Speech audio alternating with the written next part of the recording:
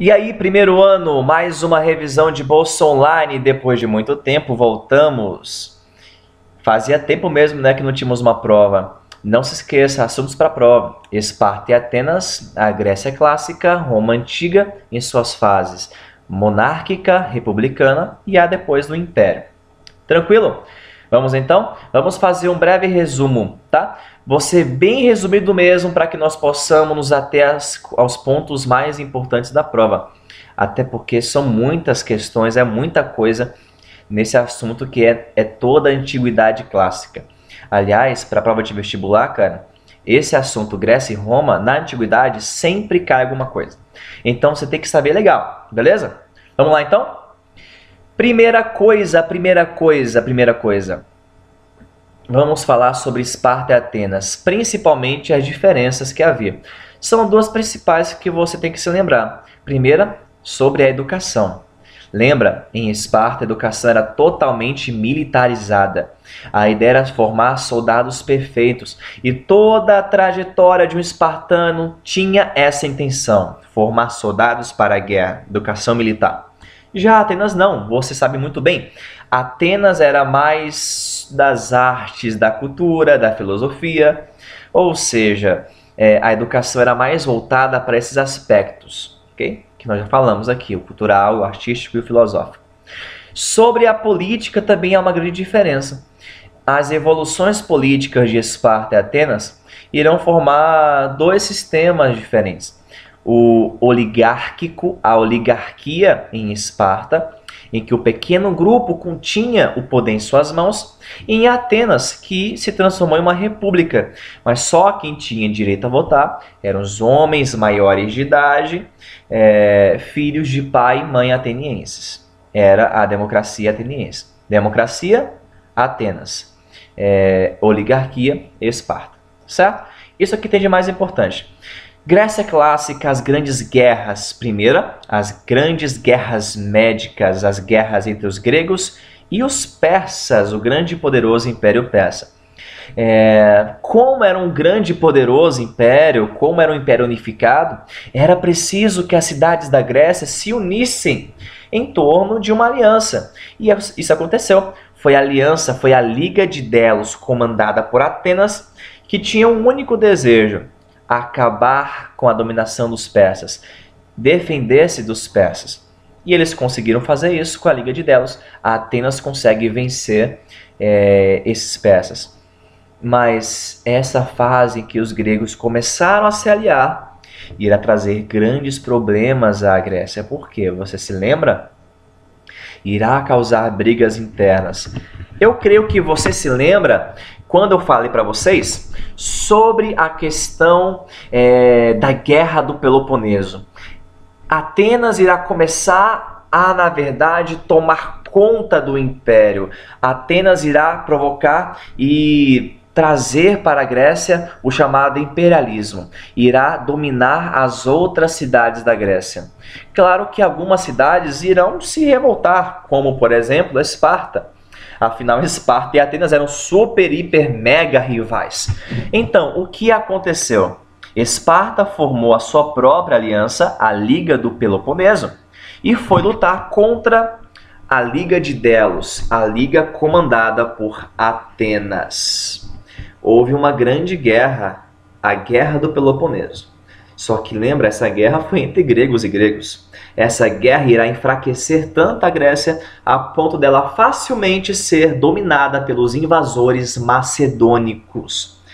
E os macedônicos tinham como principal líder Alexandre o Grande. Quem conquistou a Grécia em primeiro momento foi o pai dele, Filipe II, depois propriamente o Alexandre. E você se lembra o que o Alexandre fez em relação aos povos dominados? Lembra que ele sempre respeitava a cultura dos povos? E até surgiu por causa disso a chamada cultura helenística. Uma cultura que juntava aspectos da cultura grega que era de Alexandre, e da cultura dos povos dominados, que era, na verdade, a cultura oriental. Então, essa cultura helenística juntava aspectos da cultura oriental com a cultura grega. Uma cultura misturada, híbrida, ok? Certinho, pessoal. Vamos agora então para o Império Romano. Você sabe muito bem que o Império Romano, que Roma não foi somente um império. Houve várias fases, uma monarquia, depois uma república e após um império. Principal coisa, a primeira, é sobre a questão do surgimento de Roma. Você poderá escolher duas versões para colocar na prova sobre como Roma surgiu. A versão histórica é aquela que conta de dois povos que se uniram para se defender, que eram os latinos e os sabinos, que se uniram e construíram uma cidade para se defender da invasão dos etruscos, um povo guerreiro. Tá? Já aquela história mitológica, aquela história de Rômulo e Remo, que eram príncipes e foram jogados a morrer num rio, uma loba os salvou, os amamentou, depois cresceram, conseguiram tomar o trono novamente, e depois Rômulo matou Remo e então, em sua homenagem, criou a cidade de Roma. Essas são as duas versões, beleza? E como é que era a sociedade em Roma? Lembra? Eram 4 classes sociais. A primeira, os patrícios, aqueles que mandavam, a classe dominante. Eles possuíam grandes faixas de terra e também eram os únicos que poderiam votar, participar da política, ou seja, tinham direitos políticos. A segunda classe era uma classe que dependia dos patrícios, os clientes. Já a terceira, os plebeus, que era a grande maioria no começo, eram homens livres, porém não tinham nenhum direito político, nada. Por último, a quarta classe social, os escravos, que depois se tornariam a maior força de trabalho de Roma, inclusive a base da sua economia, ok?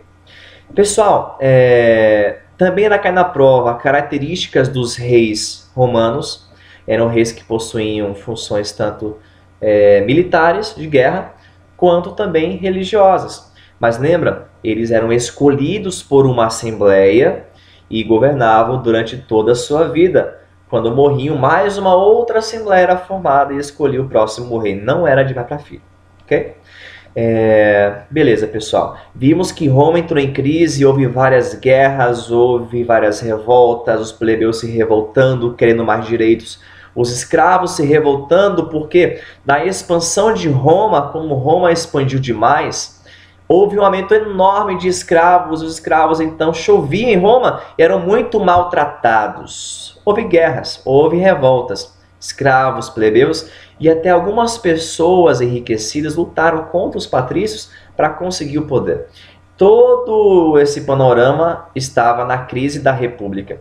Nessa época surgiu 2 irmãos, os irmãos Graco, que eram tribunos da plebe. Lembra? Aquele que poderia vetar o decisor do Senado? Eles fizeram leis, 2 leis importantíssimas. Primeira, a lei frumentária, que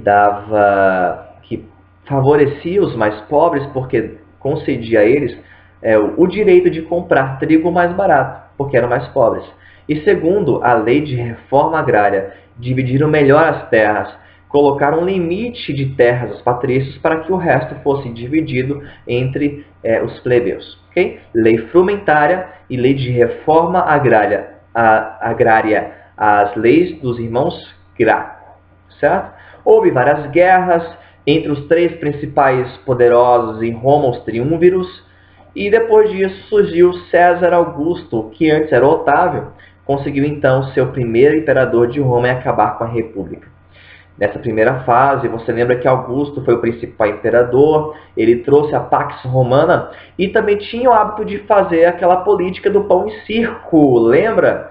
Que era, na verdade, dar trigo aos pobres, comida, essas migalhas e também festas à população. Pão e circo. E hoje em dia temos muito dessas práticas políticas ainda em vigor. Muitos políticos, de fato, para comprar votos, talvez, sempre querem que os seus eleitores se sintam dependentes de alguma forma deles e dão alimentos de graça ou então cestas básicas. Ficam só, na verdade, nos detalhes, mas não muda de fato a situação do povo. Ou festas e mais festas, para deixar o povo alienado, com cabeça pequena, sem querer se revoltar. Ok? Pessoal, o que mais podemos falar aqui? Para acabar, temos que falar sobre as razões para a queda do Império Romano. Não se esqueça aí, vou até chegar mais perto, que há dois tipos de fatores. Há os fatores internos para a queda de Roma e também há os fatores externos. Os fatores internos vão abalar tanto Roma a ponto dela enfraquecer-se e depois ser invadida pelos povos bárbaros. Okay? A invasão dos povos bárbaros já é de cara o fator externo que ajudou Roma a cair.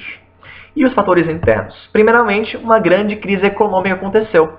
Uma grande e grave crise econômica, principalmente porque a base da economia romana, os escravos, começaram a escassear. Lembra que havia a Pax Romana? Se não havia mais guerras, não havia mais aumento de escravos. Aos poucos, o número de escravos foi acabando, até quase zerar.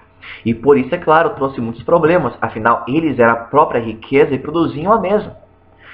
Houve várias tentativas, né? Aumentaram os impostos, só que não deu muito certo porque o povo fugiu. Houve um êxodo rural também para os campos, da cidade para o campo, ou seja, tudo isso abalou Roma. A crise econômica, a escassez de escravos, o aumento de impostos e também o êxodo rural. Tudo isso favoreceu demais para que Roma caísse nas mãos dos povos bárbaros. Ok, pessoal?